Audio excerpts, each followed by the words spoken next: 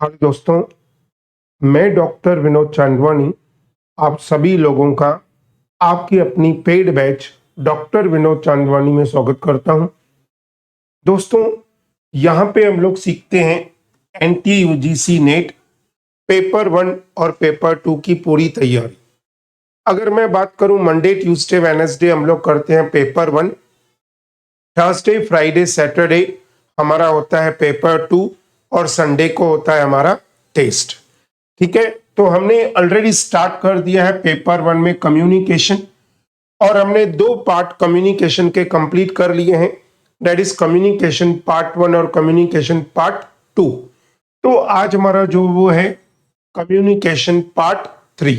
ठीक है, communication part 3। तो उससे पहले दोस्तों मैं बता दूं, जितने भी हमारे ये लेसन्स लाइव हैं, जब ये लाइव पूरा होके रिकॉर्डेड होंगे तो आप ये सब जो लेसन्स हैं वो आप कहां देख सकते हो। जो ऐप है डाउनलोड करिए, डॉक्टर विनोद चांदवानी। ये ऐप आपको गूगल प्ले स्टोर में मिल जाएगा। ठीक है, जब ये मैं लेसन यूट्यूब पे डालूंगा तो नीचे जो डिस्क्रिप्शन बॉक्स है वहां पे आपको लिंक मिल जाएगा ऐप का, that is doctor Vinod Chandwani. उसको जरूर आप क्या करेंगे, उसको आप जरूर जो है डाउनलोड कर देंगे।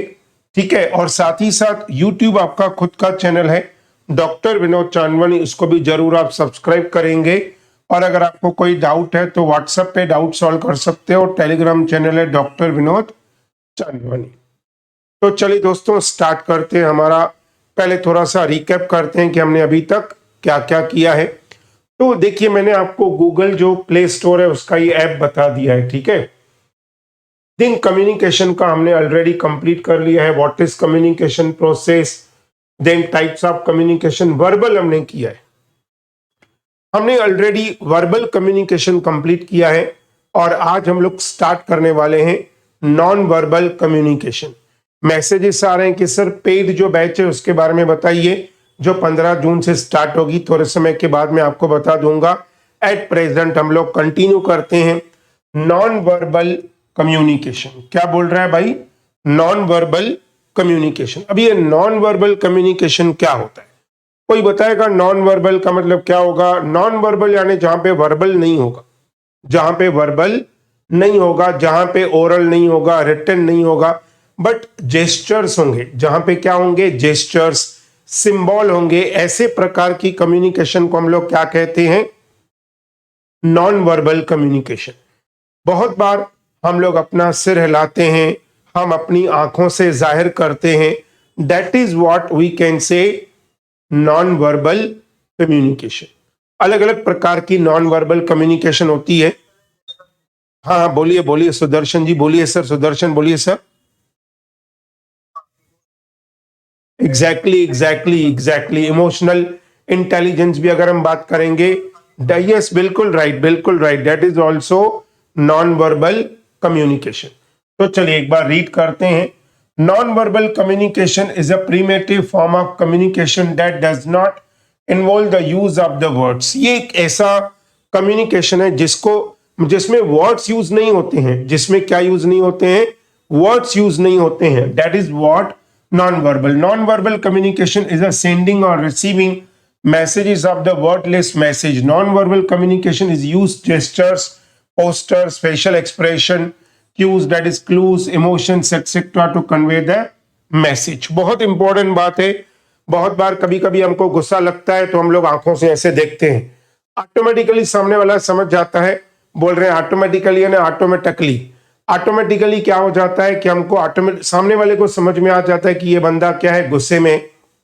तो that is what we can say gestures बोलेंगे, वर्ड्स बोलेंगे, all these are known as what?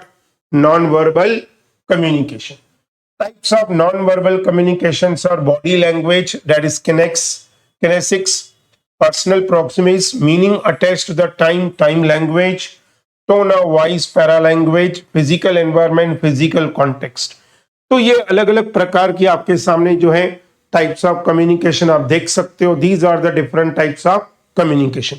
यहां तक बताएंगे, कोई डाउट फटाफट बताएंगे तो हम लोग आगे बढ़े, नहीं तो चलिए बहुत बढ़िया। No formal communication. क्या क्वेश्चन बोल रहे हैं भाई? Formal communication.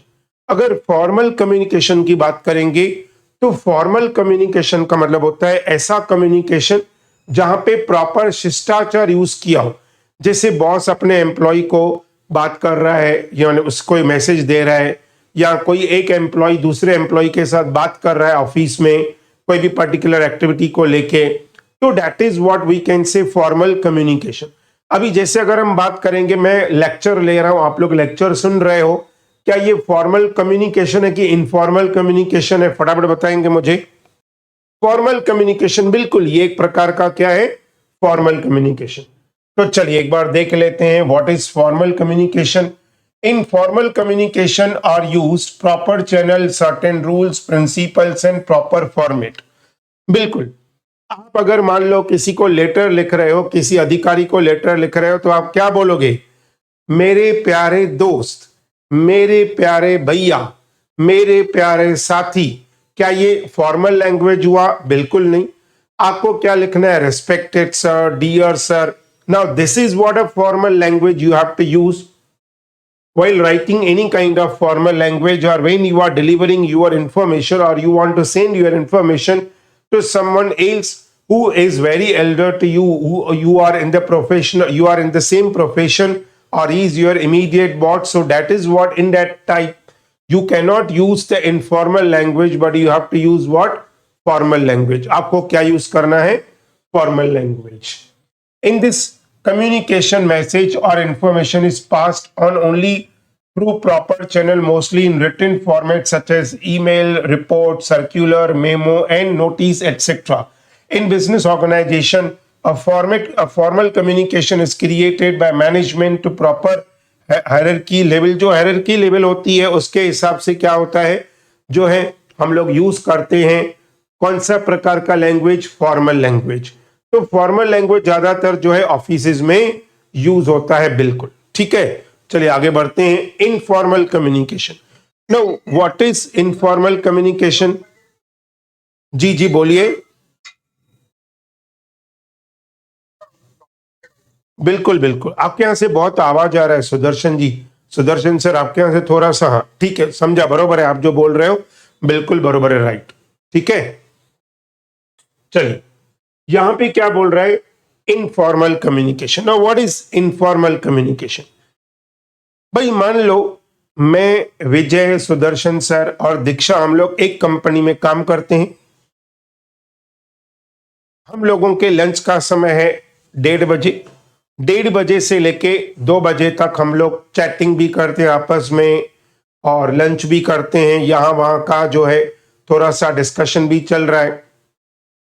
3-4 महीने हम लोगों ने काम किए, हम लोगों का आपस में क्या हो जाएगा? दोस्ती हो जाएगा, फ्रेंडशिप हो जाएगा, और हम लोग एक दूसरे के साथ तू तराके से बात करेंगे। मैं विजय से बात करूंगा, क्या विजय कैसा हाल है? दीक्षा हाउ आर यू? सुदर्शन कैसे हो भाई? सब कुछ ठीक है। वो लोग भी मेरे से, भली मेरी एज उन लोगों से ज्यादा है, लेकिन हम लोग अभी इनफॉर्मली दोस्त हो गए हैं, तो वो लोग मेरे से बात करेंगे, कैसे हो विनोद? दीक्षा तो एक दिन छोटी है, बहुत छोटी है मेरे से। दीक्षा मुझे बोलेगी हाय विनोद, हाउ आर यू? क्यों ऐसा? क्योंकि हम लोग क्या कर रहे हैं? इनफॉर्मल कम्युनिकेशन कर रहे हैं। सो that is what informal type of communication. This information and the message is not passed in proper channel and format between sender and the receiver. That is called informal communication. Informal communication creates through many factors such as personal and social relationships, sentiments, religion, social group, co-worker, etc. Mostly, communication is normally exchanging of verbal talk between sender and receiver personally. ज्यादातर बिल्कुल जो है informal, एक दूसरे के साथ informally बात करते हो, ओरली होता है। कोई रिटर्न में बोलेगा क्या हाय? नहीं नहीं, ऐसा नहीं होगा। ओरली जो है ज्यादातर आपस में बातचीत होती है, बिल्कुल इसमें कोई डाउट नहीं है। Grapevine communication is a horizontal communication. Now कोई बताएगा what do you mean by grapevine communication? कोई idea what do you mean by grapevine communication?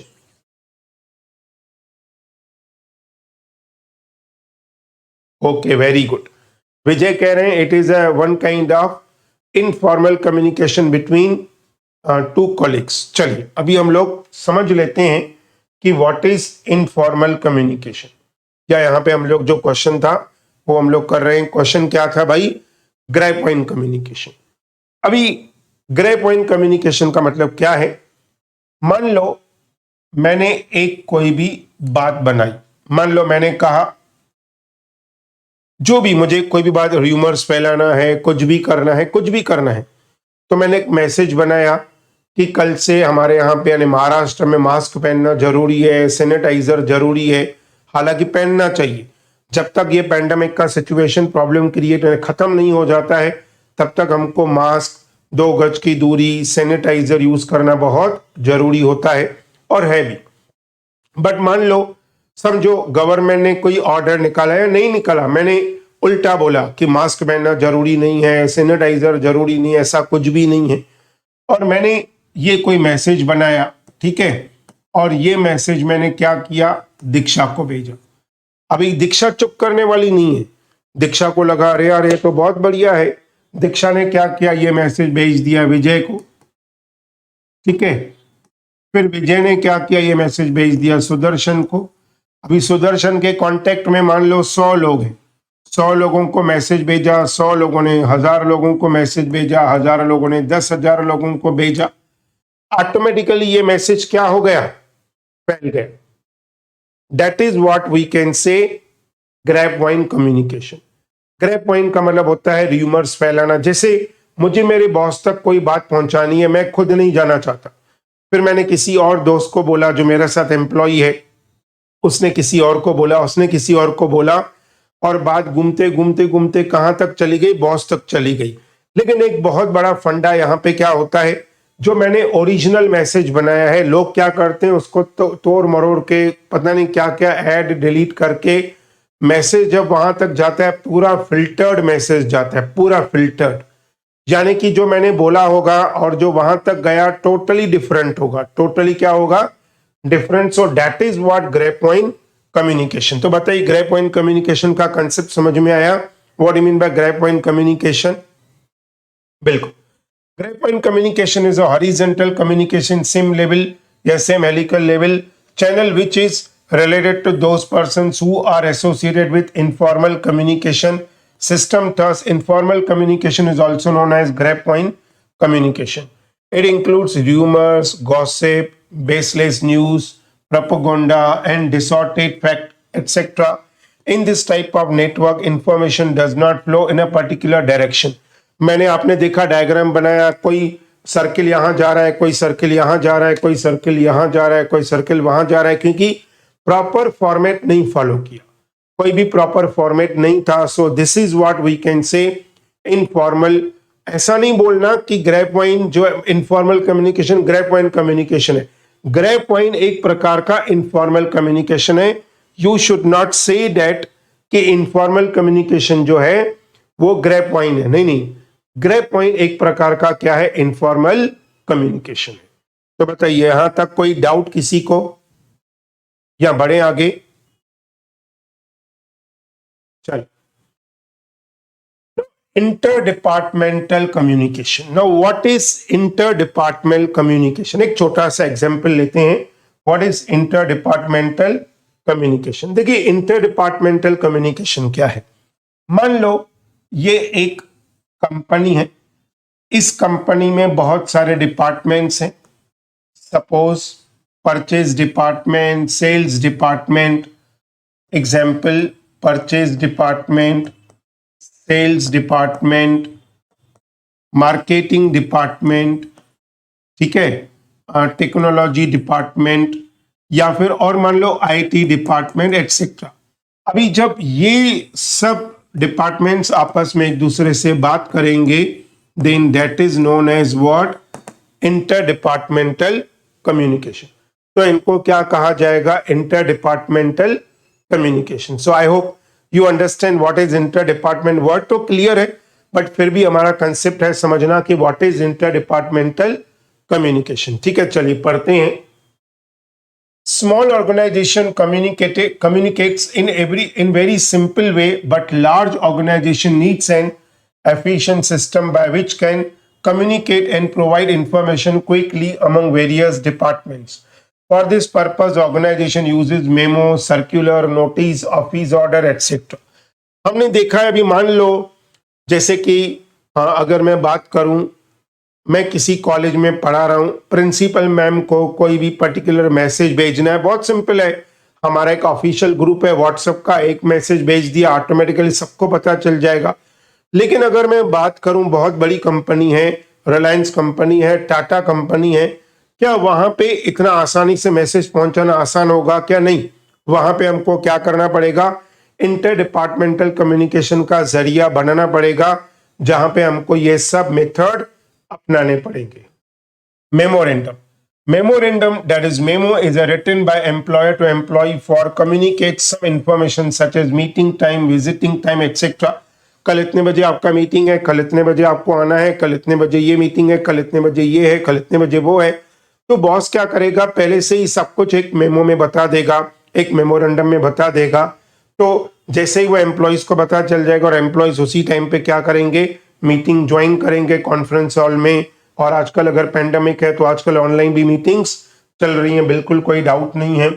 Circulars letters, it is a kind of written announcement that is distributed at a large number of people to convey any commercial and non-commercial message at minimum time। अभी मान लो जैसे हमारे देश के honourable prime minister ने क्या किया, 2017 में डिमोनेटाइजेशन किया, नोटबंदी कर दिया। जैसे डिमोनेटाइजेशन किया, न्यूज में बताया, न्यूज तो कम लोग देख रहे थे, सोशल मीडिया के थ्रू इतना ज्यादा मैसेज पहुंच गया। 8 बजे का डिसीजन 10:30 बजे जो है टोटली पूरे इंडिया को पता चल गया, पूरी वर्ल्ड को पता चल गया वो कि 1000 के नोट और 500 के नोट आज से रद्दी बन जाएंगे। सो सोचिए किस तरीके से हम लोग कम्युनिकेट जो है, आज कितना आसान है कोई भी चीज को कम्युनिकेट करना। इमेजिन करो उस जमाने में जब कोई फोन नहीं था, कोई मोबाइल नहीं था, मान लो मैंने अपने दोस्त को बोला कि भाई तुम इस पर्टिकुलर प्लेटफॉर्म पे आ जाना, मैं आपको मिलूंगा। 8 बजे का गाड़ी है, 7:30 बजे मैं पहुंच गया, बंदा मिल ही नहीं रहा और जरिया भी नहीं है कि हम लोग उससे कैसे कांटेक्ट करें। बरोबर है, हो सकता है उस जमाने में लोगों की गाड़ियां मिस हो जाती होंगी, I am not sure about date. ठीक है, उन्होंने बताया होगा कि इस जगह पे आना, उस टाइम पे इतने सारे प्रॉब्लम्स भी नहीं थे। लेकिन आज की सिचुएशन में प्रॉब्लम्स भी बहुत ज्यादा बढ़ गए हैं, टेंशन ज्यादा है, मीटिंग्स ज्यादा होती है, एम्प्लॉयज के प्रॉब्लम्स ज्यादा हैं। आज हमारे देश में बहुत सारे प्रॉब्लम्स हैं। मैं पर्टिकुलरली कंपनी की बात करूं, यहाँ पे देश की बात तो चलो ठीक है, लेकिन कंपनी की बात करेंगे। एक छोटे से दुकान की बात करेंगे, एम्प्लॉय काम करता है, कभी भी डांडी मारता है, कभी भी नहीं आता है, कोई कम्युनिकेट नहीं करता है, कुछ नहीं, बॉस बेचारा बैठा है, परेशान हो जाता है। सो दैट इज व्हाट, कम्युनिकेशन करना बहुत जरूरी है। Office order, office order is used for issuing instruction and direction for internal administration. मान लीजिए मुझे किसी का ट्रांसफर करना है तो मैं उसको ऑफिशियल लेटर दूंगा, चल भाई तुम पेरोल शीट से जगह यहाँ पे क्या करोगे, अभी आप अकाउंट्स देखोगे, अकाउंट्स के क्लर्क को बोलूंगा चल भाई तुम पेरोल शीट देखोगे। ओरल ऑर्डर चलता नहीं है, इसके लिए रिटन ऑर्डर देना बहुत जरूरी है कि तुम्हारा ड्यूटी ये है, तुम्हारा ड्यूटी है, फिर वो डिनाई नहीं कर सकते। ठीक है। Then report is a document which carries an information in a written format for any event which was already happened। अभी मान लो समझो अभी जैसे किसको कोरोना हुआ है, तो कैसे पता चलेगा कोरोना हुआ है? बुखार आएगा, खांसी होगी, गले में दर्द होगा। कोरोना है क्या? खांसी होती है तो लोग बोलते हैं कोरोना हो चुका है क्या तुमको? तो इतना ज्यादा प्रॉब्लमेटिक सिचुएशन, लेकिन कैसे पता चलेगा? जब आप जो है पर्टिकुलर लैब में जाओगे, पैथोलॉजी लैब में जाओगे, वहां पे रिपोर्ट निकालोगे तो पता चल जाएगा आपको कोरोना है। ठीक है, ओरल नहीं चलेगा, आपको रिटन है, क्योंकि कोरोना हो चुका है तभी तो वो रिपोर्ट आ रही है। That is what we can say. Report क्या करेगा? रिपोर्ट एक प्रकार का फॉर्मेट है जहां पे आप जो ऑलरेडी कोरोना हो चुका है उसके बाद ही तो आपको रिपोर्ट मिल रहा है, उससे पहले थोड़ी मिलेगा। जब कोई आपको सिम्टम होंगे तो that is what report. Then external communication. Now हमने इंटरनल कम्युनिकेशन किया, आज अभी हम लोग कंटिन्यू करते हैं external communication. What is external communication? External communication यानी जब कंपनी के लोग आउटसाइड लोगों से बात करेंगे, आउटसाइड के लोग कंपनी से बात करेंगे। मान लो जैसे कि कंपनी बैंक्स को लेटर लिख रही है, इंश्योरेंस कंपनी को लेटर लिख रही है, या क्रेडिटर्स को लेटर लिख रही है, या डेटर्स को लेटर लिख रही है, या अलग अलग प्रकार के और भी बहुत सारी बातें हैं उनके लिए लेटर लिख रही है, बातचीत हो रही है। That is known as external communication. ठीक है, चलिए Under this communication, people in organization communicate with anyone outside the organization. That is called external communication.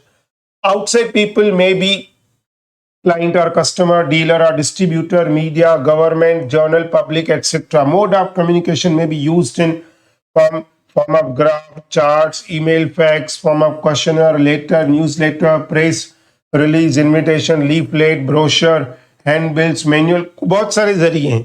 आप एक्सटर्नल कम्युनिकेशन किसी भी तरीके से आप कर सकते हो, नॉट अ बिग डील. चाहे वो अगर बात करेंगे लेटर्स हो, चाहे वो कुछ भी हो, चाहे वो एडवर्टाइजमेंट हो, कुछ भी हो सकता है. Then mass communication, exchange information large segment of the population through electronic media, newspaper, radio. अभी जैसे मान लो फॉर एग्जाम्पल दीक्षा कहती है कि मेरा गाना चलना चाहिए, मेरा गाना पूरी इंडिया सुने, तो रेडियो FM 92 जो आरजे होगा वो बोलेगा भाई और बहनों, ये जो पर्टिकुलर इंफॉर्मेशन है ये हमारी फ्रेंड दीक्षा की है, तो चलिए सुन रहे हैं गाना कभी अलविदा ना कहना, कभी अलविदा ना कहना. पूरी इंडिया सुनेगी और पता चल जाएगा कि ये गाना किसकी फरमाइश पे सुनाया गया है. दैट इज व्हाट दीक्षा की जो है उन्होंने बोला है, उसकी वजह से गाना हम लोगों को सुनने मिल रहा है. तो that is what we can say. ये एक प्रकार का क्या होगा, ये एक प्रकार का मास कम्युनिकेशन होगा जो लोगों की तरफ पहुंचाया जाएगा. ठीक है, चलिए. देन यहां पे अगर हम which aims largest audiences attract the single source and multiple receiver, it is provided one way communication. यही बात मैंने आपको आरजे वाला एग्जाम्पल दिया. चलिए, now principles of effective communication, 7 C's. अभी हम बात करने वाले हैं 7 C's या इफेक्टिव कम्युनिकेशन. तो 7 C's क्या है पहले देख लेते हैं. कंप्लीटनेस, कंसाइजनेस, कंसीडरेशन, करेक्टनेस या concreteness, sorry by mistake, concreteness, clarity, correctness, courtesy. तो यहां पे अगर हम लोग एक एक पॉइंट करके समझते हैं. सबसे पहला पॉइंट है कंप्लीटनेस. लेटर या कम्युनिकेशन क्या होना चाहिए, प्योरली कंप्लीट होनी चाहिए. अगर कंप्लीट नहीं होगी तो बहुत ज्यादा मिसअंडरस्टैंडिंग होने का चांसेस होगा. कैसे भाई, चलिए एक छोटा सा एग्जांपल लेते हैं. मान लो जैसे कि विजय का शादी नहीं हुआ है, बट अभी मान लो विजय का एंगेजमेंट हो गया है. अभी आप जितना भी एंगेजमेंट के टाइम पे या प्यार के टाइम पे बात करोगे उतने झगड़े होने के चांसेस बहुत ज्यादा हैं. विजय पहला पहला प्यार है, बहुत सालों के बाद हुआ है, अच्छा सा हुआ है, तो व्हाट्सएप पे बातचीत हो रही है लड़की के साथ जिसे भी वो प्यार कर रहे हैं. रात को 12:30 बजे मैसेजेस का, क्योंकि सब काम करने के बाद बातचीत चालू है, 12:30 बजे से बात करना शुरू किया, 4 बज गए, बातचीत चालू ही है, चालू ही है, चालू ही है. थोड़ा अभी जो माहौल है थोड़ा गर्म हो गया है, थोड़ा झगड़ा होने का चांसेस है. तब अचानक से विजय जो है लड़की को मैसेजेस करना बंद कर देता है. लड़की बार बार कह रही है आई एम सॉरी, मिस्टेक हो गई, आगे से नहीं करूंगी, आगे से नहीं करूंगी, प्लीज रिप्लाई करो, प्लीज रिप्लाई करो, please reply, I am sorry, I beg, I am sorry, please उठाओ, कॉल उठाओ, फोन कराए, तो बोलती है आउट ऑफ कवरेज एरिया, ये वो, फोन बंद करके बैठ गया है. बहुत सारे मैसेजेस व्हाट्सएप के किए या फिर टेक्स्ट मैसेजेस किए. 6 बजे जो है मोबाइल ऑन हो गया विजय का, दे दनादन मैसेज टू टू टू टू टू टू टू टू टू टू टू टू खत्म ही नहीं हो रहे. कभी आवाज है विजय से बात करी, अक्ल नहीं है कि तुमको इतनी देर से मैं तुमको मैसेजेस कर रही हूँ, तुमको दिमाग होना चाहिए, मैं इतनी देर से तुमको मैसेज कर रही हूँ. ऐसा थोड़ी होता है, झगड़ा तो हर जगह होता है. अरे मेरी बात तो सुनो, बैटरी खत्म हो गई थी, मैं चार्जिंग पे रख रहा था. तो देखिए एक छोटा सा जो मिस्टेक है वो कितना बड़ा बवंडर क्रिएट कर सकता है. तो हमारा जो हमारा कम्युनिकेशन है वो क्या होना चाहिए, कंप्लीट. अगर कंप्लीट नहीं होगा तो ऐसे झगड़े होने के चांसेस हो सकते हैं. Then conciseness. कंसाइजनेस का मतलब होता है शॉर्ट. एक बार क्या हुआ, दीक्षा M.Com कर रही है, तो एक बार दीक्षा कॉलेज में आई प्रिंसिपल मैम के सामने और प्रिंसिपल मैम को बोल रही है, मैम मुझे आपसे बात करनी है, बैठो. प्रिंसिपल मैम ने बोला बैठो भाई, क्या प्रॉब्लम है. बोला मैम मैं सुबह 5:30 बजे उठी, फ्रेश हो गई, ब्रश किया, चाय पिया, फिर 7 बज गए थे, तो मैंने सोचा चलो थोड़ा पढ़ाई कर लूँ, थोड़ा पढ़ाई कर लिया. फिर उसके बाद मैं बुक्स रेडी किया, फिर मैंने बैग लिया, ऑटो वाले को बोला ऑटो, ऑटो वाला आ गया। मैंने कहा कॉलेज चलो, तो मैं कॉलेज में आ गई। जब मैं कॉलेज में पहला लेक्चर अटेंड किया विनोद सर का, तो विनोद सर ने बहुत चिल्लाया मेरे ऊपर, समझ में नहीं आ रहा है क्या, ऐसा वैसा बहुत चिल्लाया। फिर बोला विनोद सर की कंप्लेन करो। नहीं नहीं मैम सुनो तो सही पहले। तो बहुत सारी बातें कर दी, आधा पौना घंटा खा लिया। फिर बोला आखिर प्रॉब्लम क्या है? बोला मैम वो जो विनोद सर ने डांटा, दूसरी मैम ने डांटा क्योंकि मेरा आई कार्ड खो गया। अरे my dear friend, simple letter दो, इतनी बड़ी रामायण महाभारत बता रही हो। तो जब आप कम्युनिकेशन करो तो एकदम शॉर्ट में अपना जो मैटर है वो खत्म कर दो। ऐसा नहीं हो कि इतनी बड़ी रामायण महाभारत बताओ, इतने बड़े ग्रंथ होते हैं, हमारे महान ग्रंथ हैं, वो बहुत बड़े होते हैं, इतना बताने की जरूरत नहीं है। सिंपल बताओ मेरा आई कार्ड क्या हो गया, खो गया, सिंपल। वैसे तो मुझे रामायण महाभारत वर्ड यूज करना ही नहीं चाहिए क्योंकि वो हमारे महान ग्रंथ हैं, बट एग्जाम्पल के तौर पे मैंने यूज किया जैसे कि आपको समझ में आ जाना चाहिए, ठीक है। देन कंसीडरेशन, कंसीडरेशन का मतलब है सामने वाले को इंपॉर्टेंस। आप हर जगह बोलते हो कि मैं ऐसा, मैं ऐसा, मैं वैसी, मैं ऐसा, मैं ऐसा, तो सामने वाला बोलेगा जब तुम ऐसा है तो मैं क्या के लिए बीच में आऊं। तो जब भी आप, हमने पढ़ा होगा कभी ना कभी एक शॉर्ट नोट, याद है किसी को, यू एटीट्यूड। यू एटीट्यूड का मतलब है आपको हमेशा सामने वाले को इंपॉर्टेंस देना है, न कि खुद को इंपॉर्टेंस देना है। That is what consideration. Then concreteness, concreteness का मतलब होता है टू द पॉइंट, एकदम कॉन्क्रीट में वर्ड्स यूज करने हैं और ऐसे वर्ड्स यूज करने हैं जो एकदम क्लियर हो। ऐसा नहीं हो कि आप कुछ भी वेग वर्ड्स यूज करो, नहीं नहीं बिल्कुल नहीं। तो कॉन्क्रीटनेस। देन उसके बाद क्लियरिटी, जो भी आप लैंग्वेज यूज करो इतना क्लियर यूज करो, सामने वाले को हर एक वर्ड आपका समझ में आना चाहिए कि आप एग्जैक्टली बोलना क्या चाहते हो। देन नेक्स्ट इंपॉर्टेंट पॉइंट है करेक्टनेस, स्पेलिंग मिस्टेक कम होनी चाहिए, ग्रामेटिकल मिस्टेक्स कम होनी चाहिए, क्योंकि ये ऐसी बातें हैं जिनकी डबल डबल मीनिंग निकलती है और बहुत सारे झगड़े होने के चांसेस हो सकते हैं। और देन है नेक्स्ट कर्टेसी, कर्टेसी यानी पोलाइटनेस। आप किसी से भी चिल्ला के बात नहीं कर सकते, और बात करोगे तो सीधी सी बात है सामने वाला फोन काट देगा, आपका लेटर फाड़ के फेंक देगा। तो जब आप कोई भी लेटर लिख रहे हो, कुछ भी कर रहे हो, तो याद रखो कि हमको हमेशा क्या करना चाहिए, हमको हमेशा पोलाइट लैंग्वेज यूज करनी चाहिए। तो ये हम लोग हमारे कल के लेक्चर में करेंगे, लेकिन अभी मैं आपको पेड बैच के बारे में बता दूं।